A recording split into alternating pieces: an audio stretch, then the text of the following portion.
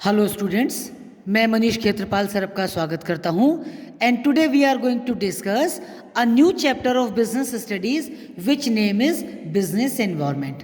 ठीक है, करेंगे क्या? वही इंपॉर्टेंट टॉपिक्स जो है ना बेटा, क्योंकि एग्जाम आपका 25 मार्च को है, तो what ever the important topics वो मैं आपको इसमें समझाऊंगा। सबसे पहला टॉपिक है बिजनेस एनवायरनमेंट होता क्या है। तो it refers the forces, factors, individuals and institutions which are outside the control of business enterprises but these may affect its performance। यानी हमारे बिजनेस को डायरेक्टली और इनडायरेक्टली इफेक्ट करने वाली सारे इंडिविजुअल्स, इंस्टीट्यूशंस, फोर्सेस और फैक्टर्स जो बिजनेस के आउटसाइड हैं, यानी we have to change according to them, they can not change according to us. ऐसे बाहर के सारे फोर्सेस, फैक्टर्स के टोटल को बिजनेस का एनवायरनमेंट कहा जाता है। Another important word is environment scanning. Environment की स्कैनिंग का मतलब है डिटेल में मार्केट को स्टडी करना। जनरली मैं समझाता हूं, it is called also as स्वॉट analysis, strength, weakness, opportunities and threats. यानी आप एक अलर्ट बिजनेस पर्सन के तौर पे मार्केट को डिटेल में स्टडी कीजिए कि आप जब बिजनेस कर रहे हैं तो क्या आपकी स्ट्रेंथ्स हैं, यानी जिनमें आप ग्रोथ कर सकते हैं, क्या आपकी वीकनेस है जहां पर आपकी कुछ लैक्स हैं, कमियां हैं, अपॉर्चुनिटीज कौन कौन से नए एरिया या जोनर्स हैं जहां पर आप अच्छा प्रॉफिटेबिलिटी अर्न कर सकते हैं, एंड द थ्रेट्स आपको किन बातों से डरना है। इसकी डिटेल में स्टडी करना, मार्केट की कंप्लीट अवेयरनेस पता लगाना, अंडरस्टैंडिंग करना, इसे कहते हैं बिजनेस का एनवायरनमेंट की स्कैनिंग। एक इंपॉर्टेंट टॉपिक ये भी है एग्जाम के हिसाब से कि the features and the characteristics and nature of business environment. एक बिजनेस एनवायरनमेंट का फीचर, कैरेक्टरिस्टिक्स है, नेचर क्या है। पहली बात, ऑल एक्सटर्नल फोर्सेस। जैसे कि मैंने बताया, ये सारे फैक्टर्स मार्केट से बाहर के हैं, आउटसाइडर हैं, they effect your business and you have to change your policies according to them. Another specific and general, ये दो प्रकार का होता है। स्पेसिफिक फोर्सेस वो होते हैं जो डायरेक्टली और इमीडिएटली हमारे डे टू डे वर्किंग को प्रभावित करते हैं।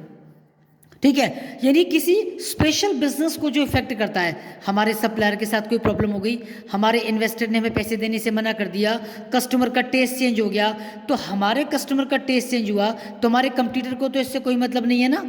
तो जो इन्वायरमेंट किसी स्पेशल बिजनेस को एक बार में इफेक्ट करेंगे वो स्पेसिफिक फोर्सेस होते हैं। और किसी भी पॉलिसी का इफेक्ट अगर पूरी सोसाइटी पर, ऑल एंटरप्राइजेस पर एक साथ एक जैसा पड़ेगा तो उसे बोला जाएगा general force. Then next is inter relation. जितने भी फोर्सेस या फैक्टर्स हैं ना वो इंटर रिलेटेड होते हैं, यानी एक का प्रभाव दूसरे पर पड़ता है। जैसे इंडिया में वेस्टर्न कल्चर ज़्यादा बढ़ता जा रहा है, तो इससे क्या हो रहा है, इससे फास्ट फूड की जो डिमांड है वो इंक्रीज हो रही है, और देसी ढाबों का जो डिमांड है, ये वहाँ पर जो लोग खाना खाते हैं उसकी डिमांड कम होती जा रही है। Another is uncertainty. मार्केट को प्रेडिक्ट करना बड़ा मुश्किल है। What is going to be change in the coming future, we can not tell it about the surety. We can make a plan कि what is going to be happen, but exactly होगा क्या ये तो हम नहीं जानते। Market dynamic है। Dynamic का मतलब इट कीप्स चेंजिंग, लगातार मार्केट बदलता रहता है। ये स्टैटिक नहीं है, ये रिजिड नहीं है। मार्केट की खासियत कि मार्केट लगातार बदलता है। Then complex, it is very difficult to understand the impact of business environment on the companies.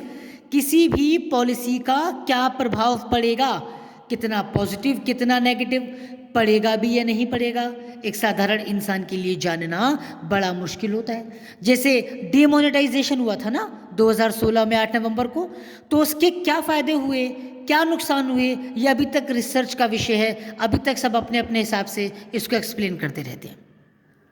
Relatively मतलब country to country, region to region, political conditions, culture सब अलग अलग होते हैं। तो एक चीज़ का प्रभाव जो यहाँ पर पॉजिटिव है वो दूसरी कंट्री में नेगेटिव भी हो सकता है। एग्जाम्पल यहाँ पर दिया है, there may be more demand for saris in India as compare to USA और यूके। जैसे इंडिया का जो कल्चर है जो ट्रेडिशंस हैं, वहाँ पर लेडीज़ के लिए साड़ी एक बहुत अच्छा वियर माना जाता है, कपड़ा माना जाता है। और यूएसए में या यूके की अगर बात करें तो वहाँ पर वेस्टर्न ड्रेसेस चलती हैं। तो अलग अलग कल्चर के हिसाब से लोगों का खाना पीना, रहना, पहनना, ओढ़ना, that all can be different and it depends upon the culture, country, region and political conditions of that country. ठीक है, these are the basic features. और क्या इंपॉर्टेंट है, और इसमें बहुत इंपॉर्टेंट है dimensions of the business environment. Dimensions का मतलब वो सारे फैक्टर्स, फोर्सेस या इंस्टीट्यूशंस जो हमारे बिजनेस को डायरेक्टली एंड इनडायरेक्टली प्रभावित करते हैं। और आपके सिलेबस में जो इम्पोर्टेंट है ना इन्वायरमेंट, वो मैं समझा रहा हूँ। पहला है इकोनॉमिक इन्वायरमेंट। देखिए इसमें से भी ना बच्चों केस स्टडीज़ बहुत आएंगी। तो अगर किसी केस स्टडी में कुछ ऐसे वर्ड्स हों जो पैसे यानी इकोनॉमी से कनेक्टेड हों, लाइक जीडीपी शब्द आ जाए, इन्फ्लेशन आ जाए, इंटरेस्ट रेट आ जाए, जीएसटी आ जाए, किसी और प्रकार का टैक्स रेट आ जाए, डिमोनेटाइजेशन आ जाए, बैंकिंग सेक्टर आ जाए, बैंकिंग सेक्टर के रिफॉर्म्स आ जाएं, इकोनॉमिक चेंजेस आ जाएं, फिजिकल पॉलिसी आ जाए, प्राइवेट सेक्टर पब्लिक सेक्टर का रोल, सेविंग्स, इन्वेस्टमेंट्स, इनकम आ जाएं, balance of payment, balance of trade आ जाए, मनी सप्लाई, इंटरनेशनल डेप्ट, नेशनल डेप्ट, इंटरेस्ट रेट, ऐसा कोई भी शब्द आ जाए तो समझना कि इस टॉपिक में इकोनॉमिक इन्वायरमेंट को समझाया गया है या केस स्टडी में वो पूछा गया है। ठीक है। The second which is important dimension that is social environment. Social environment का मतलब the culture, traditions, standard of living, taste, preference, education level, society, ऐसे शब्द जब आ जाएंगे तो सोशल इन्वायरमेंट होगा।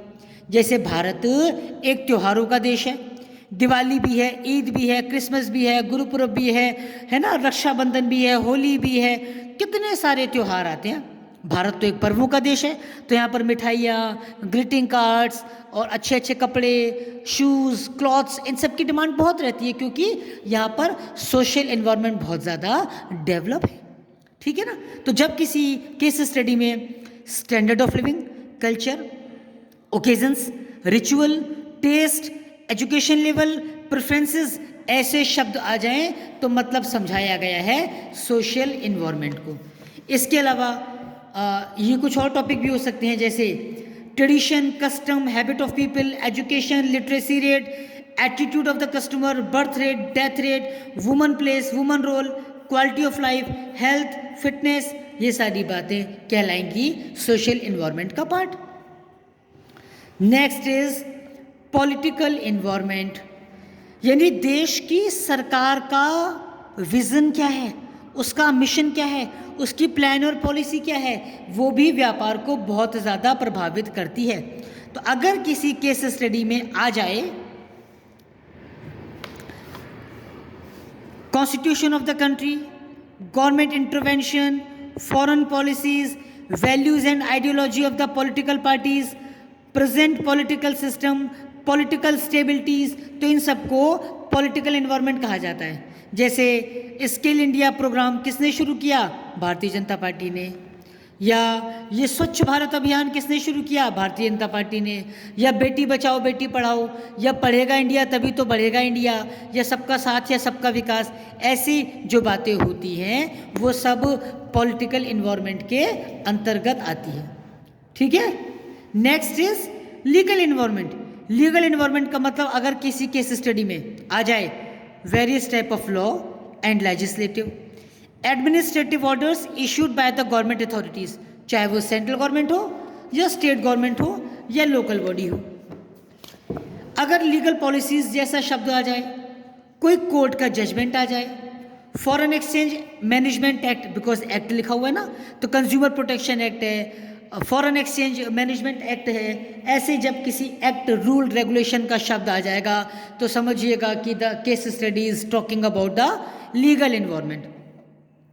And the last is technological environment, यानी जिसमें इंक्लूड करते हैं हम innovation, updation of the machines, advancements, innovation, research, IT sector, online business, ऐसे शब्दों का प्रयोग हो, यानी लेबर इंटेंसिव टेक्निक से कैपिटल इंटेंसिव टेक्निक पर जा रहे हैं, मशीन इंटेंसिव टेक्निक्स पर जा रहे हैं, तो ये सारी बातें टेक्निकल इन्वायरमेंट के अंतर्गत आएंगी।